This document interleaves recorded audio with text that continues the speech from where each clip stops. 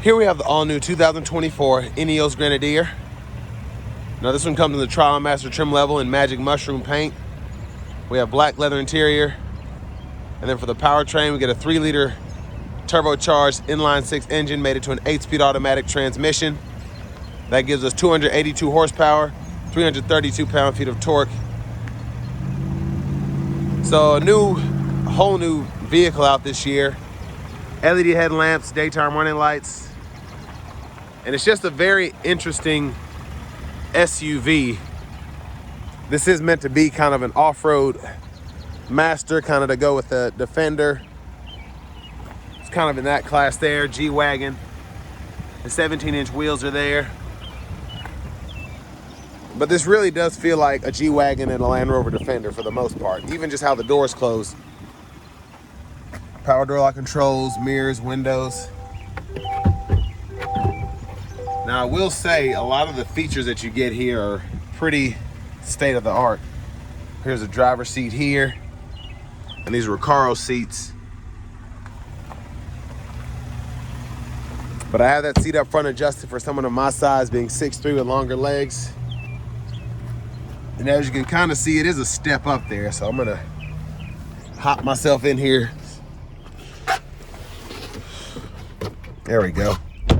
So not bad leg room. How the seat kind of has space in between on either side. I can sit back here. If I had my knees directly behind the seat though, wouldn't have a lot of room. Rear AC vents are there. You have a USB-C and a USB-A charge port. There's a look at the front end from back here.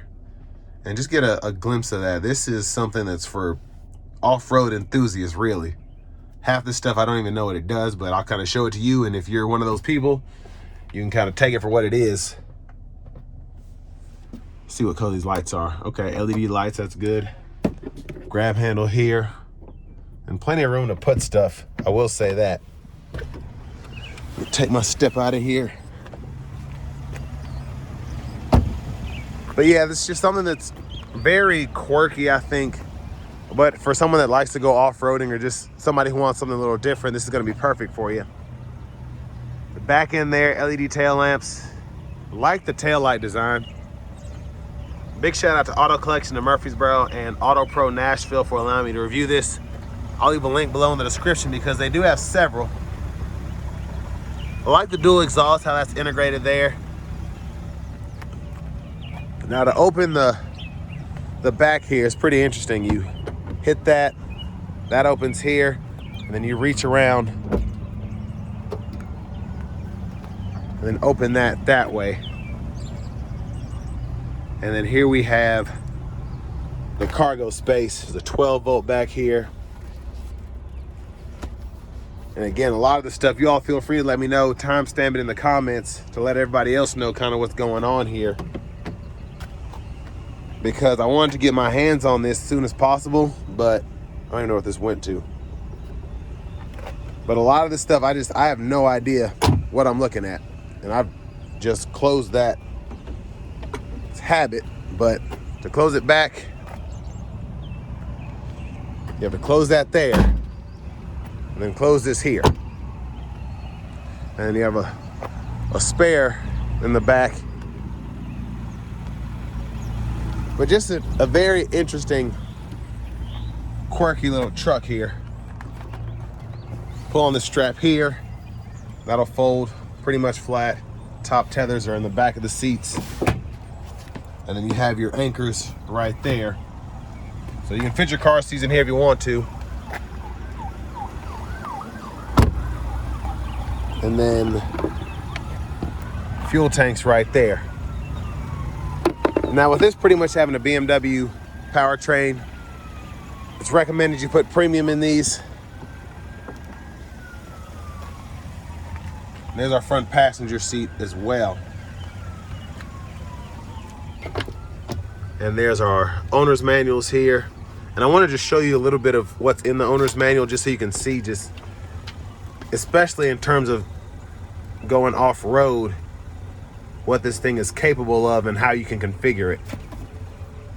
Y'all can pause anywhere if you want to take a closer look at anything, but I mean, it's insane how technical you can get with this thing in terms of just taking it off-road.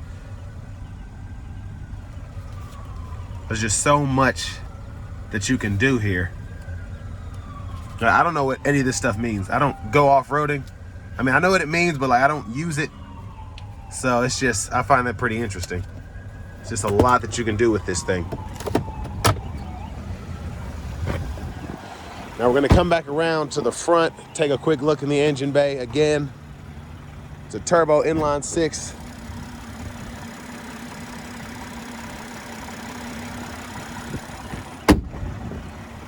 But now let's go ahead and hop in the driver's seat.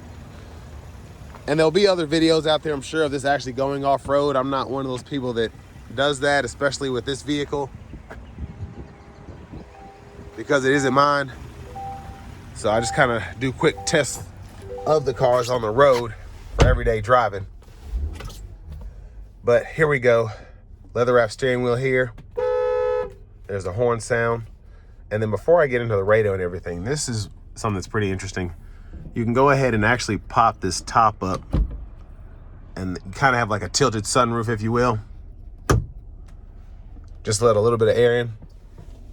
But over here to the screen, a very interesting layout here. Left side, we have engine temperature, the fuel tank, the odometer, fuel economy, and then when you shift the gear, it kind of shows you what gear you're in there, and then where your transfer case is and all that. So it's pretty neat.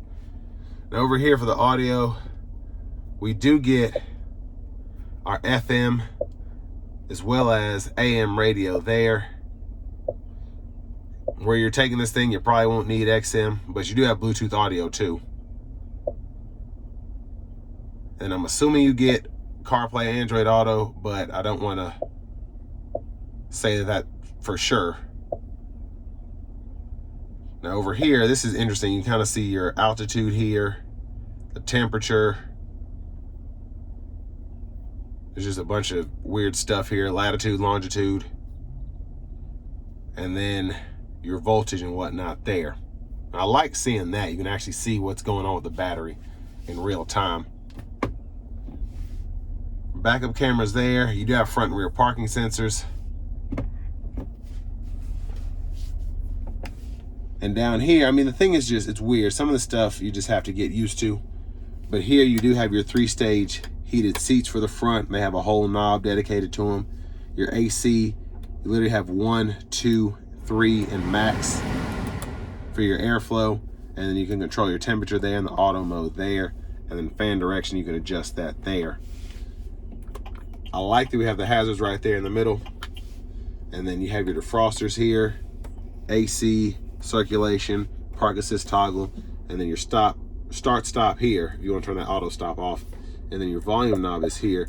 And I think it's funny because you only have like 15 levels for audio. And I like how they do that, but it's just, you can't really find that perfect setting, I think, for the audio. But the system itself is very loud, very in your face, which I appreciate, especially if you're going to be off-road. Now for the shifter, it's the BMW shifter. So grab the side here, drive, tap up for neutral, pull all the way up for reverse when your thumb is there, press P for park, and then in drive, you can go over there and manually shift if you want to. And then you can do that from the shifter. And then for the transfer case, you can go ahead and put that in the high or low gear, depending on what you're doing. Emergency brake is there, or parking brake, if you will. And then we do have shortcuts here for the actual radio if you want to use these. And then your off-road mode there, you click that and that takes you to those settings. Then your bottle holders are here. The center console cubby space with a 12 volt. You do get a USB-C and a USB-A port there. And then up here, depending on what you want to do, you can turn off the stability control, downhill brake control. Your differential locks are here. If you want to go waiting or go into the off-road mode, you can do that. Your exterior lights, interior lights. There's so much you can adjust here. And then a lot of your power can be adjusted right here when applicable as well. And there's a view of the back seat. But just a quick run through behind the steering wheel. Blinkers, high beams can be toggled there. You can flash as well.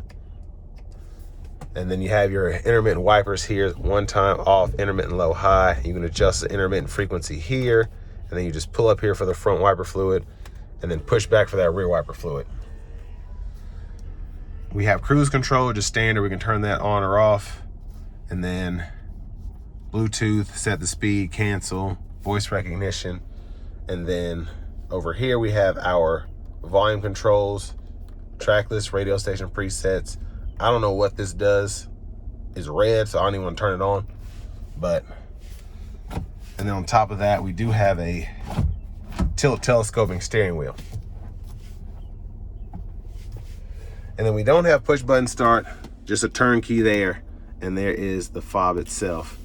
And there's just so much of this stuff I don't even know how to comprehend, just because I just hopped in this and went out and looked at it. So with all that being said, for the fun part, let's go ahead and take this 2024 Ineos Grenadier out on the road for a test drive. So starting the test drive in this Grenadier here, I did figure out what this red button meant, and it's exactly what I thought it was. It's to honk at bicycles that might be in your way, give them a little toot. And that's hilarious. You can tell this thing was from Europe just because that's something I would expect. I used to watch a bunch of old European like crime shows, you know, kind of like Murder, She Wrote, except for Europe.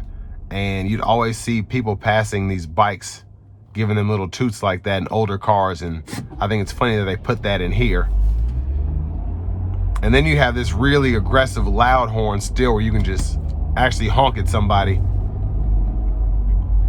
But right off the bat, I can tell just how off-road oriented this thing is. I took it in this puddle. We had some flash flooding last night, and I kind of took it through where it flooded a little bit, and it handled it like it was nothing. And I wasn't even concerned, really, taking it in there, just because this thing feels so rugged, it feels so strong. And that's exactly what it is.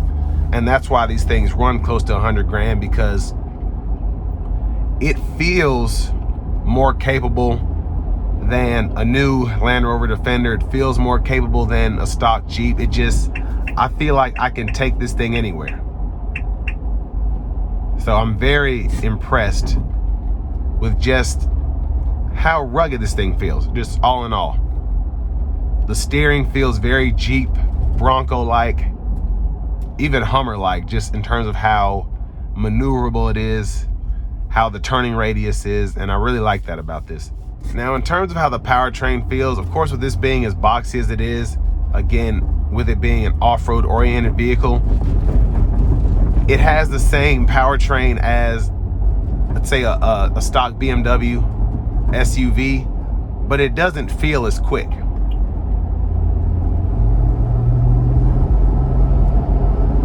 But it does get up to speed. And I'm going to give it a little pull here getting on the interstate.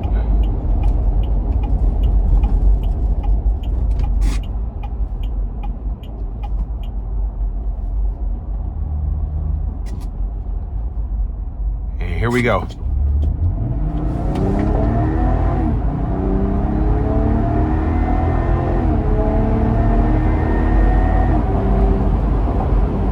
So a very, very quick SUV, I will say that. It doesn't feel as sporty or as fast as, again, let's say a BMW X5 with this powertrain, but it is quick. It really is. Now we do have the lane departure here. We don't have full-on lane centering, but it does let you know when you're out of the lines. Just standard cruise control, which is what you would expect with something like this. Now, you might be able to option it out and get even more features in terms of having driving assistance, but for what this is, it's not something you're gonna probably take a huge road trip in unless you're gonna drive it to a trail or something. But if you got that kind of money, you can figure it out. Whether you gotta tow it or have somebody transport it for you. But wind noise in here actually isn't terrible. Again, with just how this is made, that's not really going to be an issue. You kind of want to feel the outdoors. That's what these are made for, just for an outdoor enthusiast. Someone who likes to take trails, go off-road, things of that nature. Even go camping. And there's the auto stop again. The auto stop does pretty well here. Now this is it's pretty quick off the line, just having the turbocharged inline 6. It's very easy to drive this around town. It does feel a bit cumbersome, you know, just like a Ford Bronco would feel, a Jeep Wrangler would feel. It has the turning feel, the overall steering feel of a G-Wagon, but it's not as smooth as a G-Wagon, but I wouldn't expect that. I feel like this is more off-road oriented than a G-Wagon would be. And people that get these are probably not going to be driving them around town to go grocery shopping. Like, people that get these will literally probably be taking them to do what they're designed to do. That's just an assumption, of course. Now, for the price point, I do think this is expensive, but again, for what you get something that's meant to be taken off-road. This is a specialty vehicle. This isn't something you're just gonna get just for a daily driver. You're gonna have the money to spend on this. You're gonna use it for what it's intended to be used for. And then if you do need to take it out to go to the store or whatever, or even to tow, you have that capability as well. And in terms of the looks, it's an acquired taste, I think. It's not the prettiest, but if you like the old style Land Rover Defenders, then you'll appreciate this. It feels like an off-road, old school SUV. I really just want to call it a retro SUV, but you have like a modern flair to it in terms of the interior. It looks retro, but all of your technology is still in there. You have heated seats, you have your automatic climate controls. And then in terms of just the overall off-road capability, it can still take on the trail even though you have a turbocharged inline 6 with an 8-speed automatic. So all in all, I think a pretty good SUV. Again, if you're just about that life on going off-roading and really just taking nature by the horns, if you will, just whether you're wading water, climbing mountains, or whatever, this is the SUV for you. And this will bring me to the end of my review of the 2024 Ineos Grenadier.